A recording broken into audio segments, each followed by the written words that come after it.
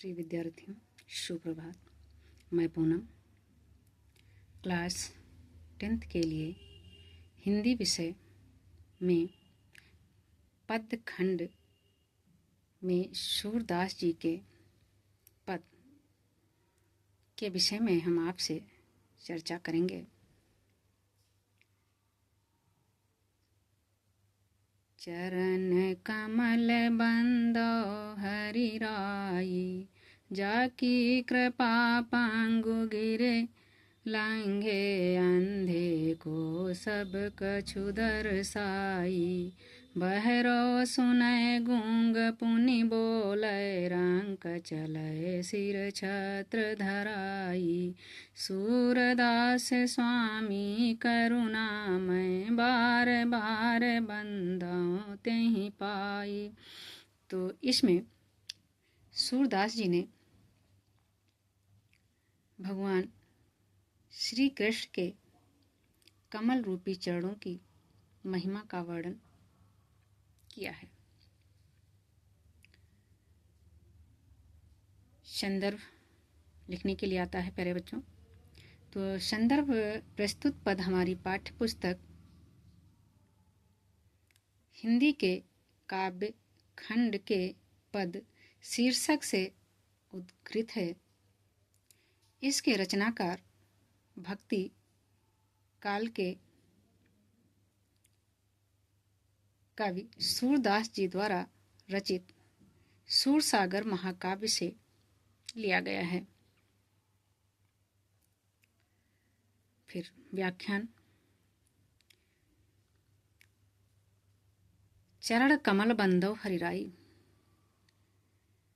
श्री कृष्ण के परम भक्त सूरदास जी श्री कृष्ण के कमल रूपी चरणों की महिमा का वर्णन करते हुए कहते हैं कि हे प्रभु, मैं आपके चरणों की वंदना करता हूँ जो कमल के समान कोमल है। जाकी कृपा पंगु गिर लंघे, जिनकी कृपा से जो लंगड़ा व्यक्ति है वो पर्वत को लांघ जाता है और अंधे व्यक्ति को सब कुछ दिखाई देने लगता है। बहरो सुने गूंग पुनि बोले, जो बहरा व्यक्ति होता है सुनने लगता है और गूंगा व्यक्ति पुनः बोलने लगता है। रंक चले सिर छत्र धराई, जो गरीब व्यक्ति होते थे सिर पर मुकुट धारण करने लगते हैं। सूरदास स्वामी करुणा में बार बार बंदो तेहि पाई। सूरदास जी कहते हैं कि हे प्रभु, आपकी कृपा से असंभव कार्य भी संभव हो जाते हैं। ऐसे दयालु करुणामय प्रभु श्री कृष्ण के चरणों की मैं बार बार वंदना करता हूँ। प्रिय विद्यार्थियों, फिर आता है काव्य सौंदर्य लिखने के लिए। काव्य सौंदर्य में सूरदास जी की भाषा ब्रज है, गुण प्रसाद है, रस भक्ति है, छंद गेयात्मक है, शैली मुक्तक है। अलंकार इसमें बार बार में एक शब्द की पुनरावृत्ति होने के कारण यहाँ पुनरुक्त प्रकाश अलंकार है। चरण कमल में कमल रूपी कोमल चरणों के बारे में बताया गया है, इसलिए यहाँ रूपक अलंकार है। सूर स्वामी सा वर्ण की आवृत्ति होने के कारण यहाँ पर अनुप्रास अलंकार है। प्रिय विद्यार्थियों, आशा है कि यह व्याख्यान आपको समझ में आया होगा और अगला व्याख्यान देख लेते हैं। अभिगत गति कछु कहती न आवे, ज्यों गूंगे मीठे फल को रस अंतर्गत ही भावे। परम स्वाद सबहि सो निरंतर, अमित तोष उपजावे। मन वाणी को अगम अगोचर, सो जाने जो पावे। रूप रेख गुण जाति जुगति, बिनु निरालंब कित धावे। सब विधि अगम विचारहि ताते, सूर सगुन पद गावे। प्रिय विद्यार्थियों, सेकंड पद में अविगत गति कछु कहत न आवे। अविगत अज्ञात यानी निराकार। सूरदास जी कहते हैं कि निर्गुण ब्रह्म की आराधना करना कठिन है। उसके स्वरूप के विषय में कुछ कहा नहीं जा सकता है। कछु कहत न आवे, उसके विषय में, उसके स्वरूप के विषय में कुछ भी कहा नहीं जा सकता है। निर्गुण ब्रह्म की उपासना के आनंद का वर्णन केवल कोई व्यक्ति नहीं कर सकता है। जिस प्रकार गूंगा व्यक्ति ज्यों गूंगे मीठे फल को रस, जिस प्रकार से गूंगा व्यक्ति मीठे फल का स्वाद अपने हृदय में ही अनुभव करता है, उसका मौखिक वर्णन नहीं कर सकता है, उसी प्रकार से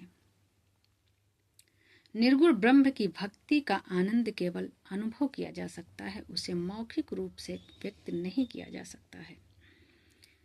यद्यपि परम स्वाद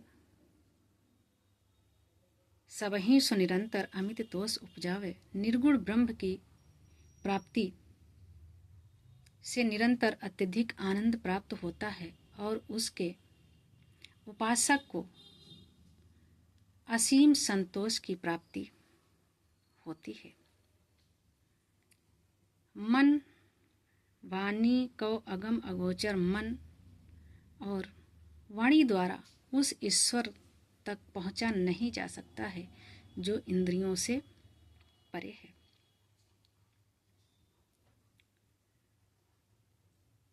इसलिए उसे अगम एवं अगोचर कहा गया है।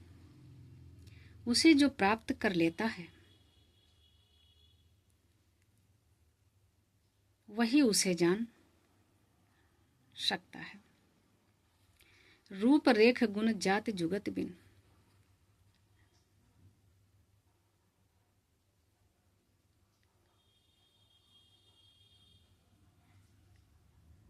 उस निराकार ईश्वर का ना कोई रूप है, ना कोई आकृति है,